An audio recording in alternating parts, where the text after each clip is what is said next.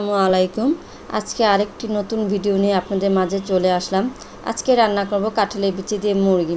তো প্রথমে আমি তেলে পেঁয়াজ দিয়ে নিলাম, এটা ভেজে নিয়েছি। তারপর কিছুটা গরম মশলা দিলাম।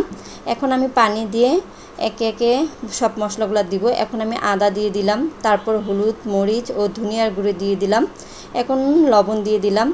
তারপর এগুলাকে আমি ভালোভাবে নেড়ে চেড়ে নিব। তো এটাকে কষিয়ে নিব। এখন আমার কষানো হয়ে গিয়েছে।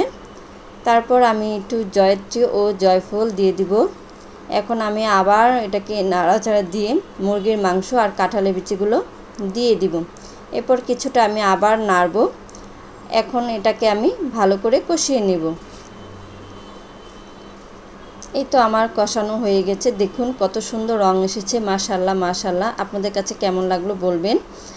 তো এটাকে আমি এখন কষানো শেষ। এরপর আমি ঝোলের পানি দিয়ে দিব। যতটুকু পরিমাণ আমি ঝোল রাখবো ঠিক ততটুকু পরিমাণ পানি দিয়ে এটাকে 7-8 মিনিট রান্না করে নেব। দেখুন আমার রান্নাটা প্রায় হয়ে এসেছে। এখন আমি জিরার গুঁড়া দিয়ে রান্নাটা কমপ্লিট করব। এই তো আমার পুরো রান্না শেষ। দেখুন কত সুন্দর তরকারি কালারটা এসেছে। এই তো আপনাদের জন্য একটা প্লেট সাজিয়েছি। দেখুন তো প্লেটটা কেমন হয়েছে। আমার কাছে তো খুবই সুন্দর লাগছে মাশাআল্লাহ। আপনারা কমেন্টে জানাবেন কেমন লেগেছে।